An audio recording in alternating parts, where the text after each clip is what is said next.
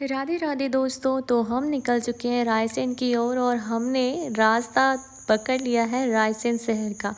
जी हाँ, थोड़े आगे बढ़ते ही हमें खेत और पेड़ मिलते हैं जो कि देखने में बहुत ही खूबसूरत होते हैं। और उससे आगे हमने अपना रायसेन का रास्ता पकड़ा ही था कि हाईवे के साइड में हमें नज़र आता है एक बहुत ही सिद्ध धाम श्री जिंद बाबा का दरबार, जहाँ पर जितने भी घोड़े रखे हुए हैं सब किसी न किसी की मनोकामना का प्रतीक हैं। जी हाँ, और इसके बाद हम फिर से अपनी गाड़ी में बैठते हैं और बढ़ते हैं आगे की ओर और पहुँच जाते हैं रायसेन शहर में। जी हाँ, हमने एंट्री ले ली है रायसेन शहर में, जहाँ पर हमें बहुत ही ब्यूटीफुल सी बंजारा लेडीज़ नज़र आती हैं। और उससे आगे बढ़ते ही हमें नज़र आता है रायसेन का तालाब, और ये तालाब बरसातों में बहुत अच्छे से भर जाता है। उससे थोड़े से ही आगे बढ़ते हैं तो हमें नज़र आ जाता है वो किला जहाँ पर हम जाने वाले हैं। जी हाँ, आप देख सकते हैं यही है वो किला जहाँ पर हम जाने वाले हैं और उसी का रास्ता हमने पकड़ लिया है। यहाँ हम मुड़ चुके हैं उसी रास्ते पर और मैं यहाँ पर आनंद ले रही हूँ बाहर के नज़ारे का, जो कि आप देख सकते हैं कितना खूबसूरत लग रहा है। इसके बाद हम बस पार्किंग एरिया में ही पहुँच चुके हैं लगभग और पार्किंग एरिया में पहुँचते ही सबसे पहले हम करते हैं अपनी गाड़ी को साइड में पार्क करने के बाद जब हम गाड़ी से बाहर निकल कर आते हैं तो सबसे पहले हम सामने देखते हैं और फिर हमें दिखता है ये बोर्ड जिस पर लिखा हुआ था कि ये बाघ विचरण क्षेत्र है, तो सावधान रहें।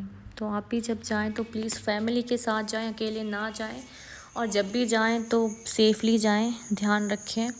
इसके बाद हम आगे बढ़ते हैं ये थैला लेकर जिसमें बहुत सारा खाना रखा हुआ था, पर ये खाना लेकर हम चढ़ नहीं सकते थे क्योंकि सीढ़ियाँ थी बहुत सारी और इतनी सीढ़ियाँ चढ़ने के लिए मुझे चाहिए थी एनर्जी, जो कि मैं घर से खाना खाकर नहीं आई थी। तो मैंने यहीं पर अपनी थाली परोस ली और मैं खाना खाने बैठ के इसके बाद हमने आधी चढ़ाई की है और आधी चढ़ाई करने के बाद आप मेरी हालत देख सकते हैं, यहीं बैठकर रह गई हूँ मैं।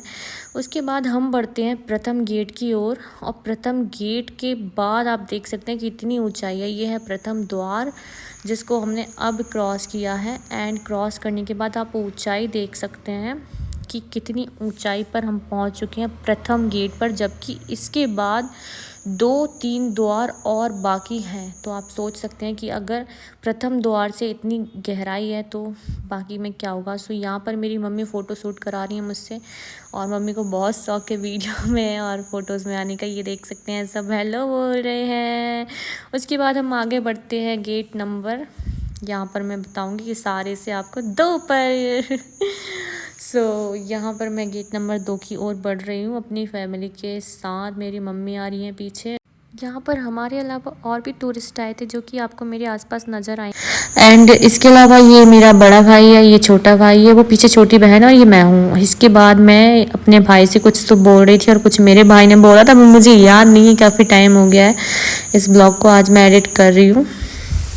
इसके बाद हम बढ़ते हैं, ये दूसरा द्वार क्रॉस करते हैं और दूसरे द्वार से आगे जाते हैं तो हमें छोटी छोटी सी सीढ़ियाँ नज़र आएंगी। अभी ऊपर कबूतर बैठे हुए हैं, तो कबूतर को कैप्चर करने के लिए मैंने इतनी रिस्क लिया, इतनी टूटी फूटी और छोटी छोटी सी सीढ़ियों से ये मैं चलती हूँ ऊपर की ओर। और यहाँ चढ़ना सबसे ज़्यादा रिस्की था क्योंकि वो सीढ़ियाँ बहुत बड़ी और चौड़ी थी, पर ये बहुत छोटी छोटी सीढ़ियाँ थी। और यहाँ पर मैंने आके कैप्चर किया था 2 कबूतर को, जो कि आपको अभी दिखाई देंगे। ये देखिए आप, ये गहराई देखिए, यहाँ हमारी कार दिख रही है और ये सीढ़ियाँ और चढ़नी है और ये है कबूतर, ये कितने प्यारे लग रहे हैं।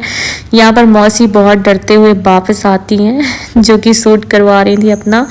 इसके बाद हम वापस से नीचे जाएंगे अपने फ़ोटो शूट कराने के बाद, और नीचे जाते इस टाइम मेरे दिमाग में ये चल रहा था कि सीढ़ियाँ चढ़ तो गई थी मैं, पर उतरूँगी कैसे। यहाँ से उतरने के बाद हमारे पास था एक और टास्क जो कि है गेट नंबर 3 से ऊपर जाने का। और गेट नंबर 3 पर हम पहुँचते ही सबसे ऊपर जाके बैठ जाते हैं क्योंकि यहाँ पर हम बहुत ज़्यादा थक चुके थे और यही हालत हुई है हमारा पूरा रास्ता तय करने में। हम जगह जगह बहुत ज़्यादा रेस्ट करने के बाद ही ऊपर तक पहुँच पाए थे। और यहाँ पर आप देख सकते हैं थोड़ी सी फ्लैट जगह हो जाती है बीच में और फिर वापस से सीढ़ियाँ आ जाती हैं। तो ये बारिश के टाइम में तो आप बिल्कुल ना जाएं क्योंकि बहुत ही स्लिपरी जगह है। और यहाँ पर आके मैं फिर से बैठ जाती हूँ क्योंकि मैं बहुत ज़्यादा थक रही थी, बार बार मेरी सांस फूल रही थी और मुझ में हिम्मत नहीं बची थी इतनी। और ये मेरे साथ जो मेरा भाई बैठा है इसको भी अस्थमा की प्रॉब्लम है और मुझे भी अस्थमा की प्रॉब्लम है। इसके बाद हम यहाँ पर बहुत ज़्यादा देर तक तो नहीं बैठे रह सकते थे, तो हमने सोचा कि अब बहुत रेस्ट हो चुका है, क्यों ना हम उठें और आगे की ओर बढ़ें, क्योंकि अभी और भी सीढ़ियाँ आप देख सकते हैं। और इन सीढ़ियों से आगे आप देखें मेरे भाई ने क्या किया है मेरे साथ। ये देखो गाइस, ये जबरदस्ती मेरी सांस फूल रही है और मुझे दौड़ा के लेके जा रहा है मेरा भाई।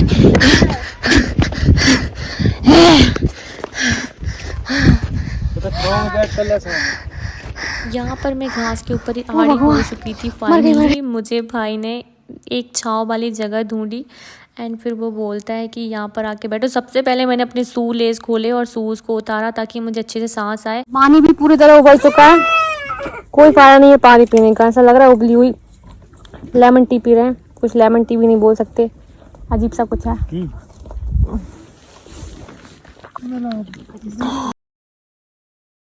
इसके बाद हमें इमली का पेड़ मिला और इमली के पेड़ को भी इन लोगों ने नहीं बख्शा। और वहाँ से हारते हुए हम फिर से आगे की ओर बढ़ते हैं, क्योंकि अभी हमें और भी रास्ता तय करना था। यहाँ पर मेरी मम्मी बहुत एनर्जी के साथ चल रही थी और मेरी मम्मी का जो नुस्खा है, जो एनर्जी का नुस्खा, आप वो सुनिए। यहाँ पर नानी का जो है, नानी ने हमारी मम्मी को पानी में दूध डालकर पिलाया है। गाइस, दूध में पानी डालते लोग, हमारी मम्मी ने पिया पानी में दूध डालकर, 2 बूंद जिंदगी की। और यही राज हमारी मम्मी की जवानी का। तो फाइनली हम मेन डोर पर पहुंच चुके हैं। इतनी मशक्क़त और मेहनत करने के बाद हम आ चुके हैं उस द्वार पर जहाँ के लिए हमने इतनी सीढ़ियाँ चढ़ी हुई है। ये है मुख्य द्वार, जहाँ पर अब हम एंट्री करते हैं और हमें मिलता है सबसे पहले एक बोर्ड जहाँ पर सारी हिस्ट्री लिखी हुई है। यहाँ के इस किले के बारे में आप पढ़ सकते हैं और यहाँ की खूबसूरती देखें, बहुत ही खूबसूरत जगह थी, बहुत ही सुकून था ऊपर चढ़ने के बाद। ये है धोबी महल और धोबी महल के बिल्कुल सामने है हमारे भगवान शिव का मंदिर। और हम यहाँ तक आए और महादेव के मंदिर में ना जाएं ये तो पॉसिबल ही नहीं है। तो हम सबसे पहले जाते हैं महादेव के मंदिर में, जाके दर्शन करते हैं। मंदिर के बारे में हम लोगों ने यही बताया कि ये मंदिर साल में सिर्फ एक बार शिवरात्रि के दिन खुलता है। इसके अलावा यहाँ साल भर पूजन पाठ होती है, लेकिन ये साल में सिर्फ एक बार भक्तजनों के लिए खोला जाता है। इसके द्वार भक्तजनों के लिए सिर्फ शिवरात्रि के दिन खुलते हैं। जी हाँ, हर हर महादेव। जी हाँ, और यहाँ पर हमने दर्शन किए, पैर पड़े, आशीर्वाद लिया और हम यहाँ पर थोड़ी देर तक बैठे, क्योंकि पूरी दुनिया में जितना सुकून है वो इकट्ठा एक जगह महादेव के चरणों में है। जी हाँ, काफ़ी देर तक यहाँ बैठने के बाद हमने आइट साइड का इलाका छाना बीना देखा। और यहाँ पर आप कलाकृति देख सकते हैं, पत्थरों पर कितनी खूबसूरत तरीके से कलाएं दिखाई गई हैं। बहुत ही खूबसूरत लग रहा था और मैं तो बहुत टाइम से चाहती हूँ कि इस तरीके का कोई घर, कोई महल मेरा भी होता। काश मैं भी कहीं की राजकुमारी होती, पर ऐसा कैसे पॉसिबल हो सकता है। क्या कर सकते हैं। पर यहाँ से हम आगे जाते हैं तो इसी मंदिर में एक साइड तलघरा बना हुआ था जिसको बंद करके रखा हुआ है।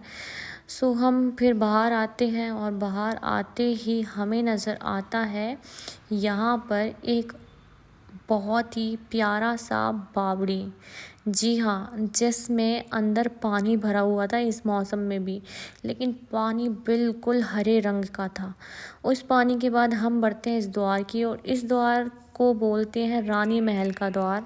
और इसके अंदर आते ही मेरी हालत बहुत ज़्यादा ख़राब हो चुकी थी, इतनी ख़राब कि मैं 2 कदम भी नहीं चल सकती थी। मेरी आंखें बाहर आ रही थी, लिटरली मेरी आंखें बाहर आ रही थी, मेरी ज़बान बाहर आ रही थी, जैसे कोई मेरा गला दबा रहा है, ऐसा फ़ील हो रहा था मुझे, क्योंकि मैं बहुत थक चुकी थी। और उसके बाद हमने हिम्मत करके उठे और आगे की ओर बढ़े तो हम रानी महल की तरफ जाते हैं। तो आप देख सकते हैं यार, यहाँ की जो खूबसूरती थी वो कहीं पर नहीं है। ये जो रानी महल आप देख रहे हैं ये अभी इतना खूबसूरत है, तो आप सोच सकते हैं कि उस ज़माने में ये कितना सुंदर लगता होगा, कितना प्यारा होगा। क्या कहना चाहेंगे आज के दिन के बारे में? हमें आज बहुत अच्छा लगा अपने बच्चों के साथ आज दिन व्यतीत किया हमने। और मम्मी की सींग बाहर आ चुकी है। ये तो बस नहीं सींग है, ये कट दिए थे हमारी मम्मी को, हमने सींग बाहर आ चुकी है। बताएं प्लीज क्या है ये? ये ब्लू फूल है। क्या इसका क्या महत्व है? फूल के बारे में क्या कहना चाहेंगे आप? गिलास रखा है, गिलास भगवान को चढ़ाया जाता है। यहाँ का आसमान भी बिल्कुल साफ़ है और यहाँ की ज़मीन भी बिल्कुल साफ़ है, आप देख सकते हैं। 3 4 5 तोपे हैं, 5 तरह की। और ये पत्थर नहीं है, ये लोहा है, ये लोहे से बनी हुई है, पत्थर नहीं है।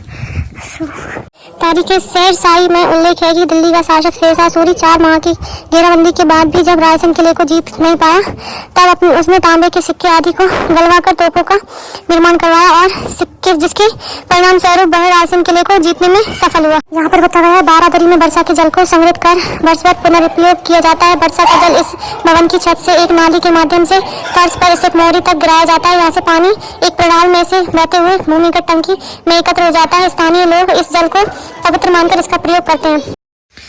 अब यहाँ पर मैं दिखाने वाली हूँ जो पीली साड़ी में मौसी खड़ी, उनके बगल में एक छोटा सा गड्ढा दिख रहा है, वो एक बावड़ी है। और यहाँ पर पानी की कमी की वजह से हमारे बीच का चर्चा आप सुन सकते हैं। कहाँ मिल गया पानी? यहाँ कहाँ दुकान है?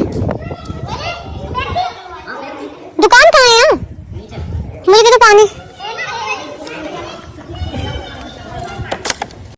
इसके जस्ट बाद हम देखते हैं एक ये कमरे जैसा था जिसमें चारों तरफ द्वार थे, लेकिन यहाँ की हिस्ट्री अलग ही थी क्योंकि इसमें बने हुए थे 3 आला, जिसमें से एक आला था ये वाला और दूसरा आला नज़र आएगा आपको उस तरफ, ये वाला आला। अब इस आले से अगर हम बहुत आराम से भी बात करेंगे तो दूसरे आले में सुनाई पड़ेगा। यहाँ की हिस्ट्री यही लिखी हुई थी यहाँ पर। और चारों तरफ से देखा है तो चारों तरफ द्वार बने हुए हैं, बहुत ही खूबसूरत है ये कमरा, आप देख सकते हैं। और फिर हम बाहर आते हैं वापस से जहाँ से हमने एंट्री ली थी और ये पूरी हिस्ट्री लिखी हुई है यहाँ की, पूरे किले की पूरी जानकारी लिखी हुई है। अब यहाँ से हम बाहर की ओर प्रस्थान करते हैं और यहाँ से मैं दौड़ती हुई जा रही थी, लिटरली इतनी एनर्जी मेरे अंदर आ चुकी थी। पर इतना ही दौड़ने के बाद मैं थक गई थी। पर उसके बाद जब हम आगे बढ़ते हैं तो हमारा खाना खजाना खुलता है और हम सब ने मिलके खाना खाया है, आप देख सकते हैं। और ये हमारा पुलाव देसी खाना, मौसी खा चुकी हैं 2 बार और मम्मी का 3री बार चल रहा है। मम्मी को देखो, आप देख सकते हैं किस तरीके से, ये देख सकते हैं आप, ये खा चुके हैं सब लोग। अब मेरा खाना चल रहा है। बाय बाय दोस्तों, बाय बाय। जिस तरह से हमने पैकिंग की थी यहाँ आने की, जब यहाँ से पैकिंग कर रहे हैं घर वापस जाने की बहुत पेट भर के, बहुत टेस्टी खाना था। घर पे 2 रोटी खप्पी उससे यहाँ आके देखोगे ना तो 4 खा लेंगे। पेट भर के खाया है, तेल के पुलाव खाया नहीं, पुलाव पेला है हमने। इसी के साथ हमारा पुलाव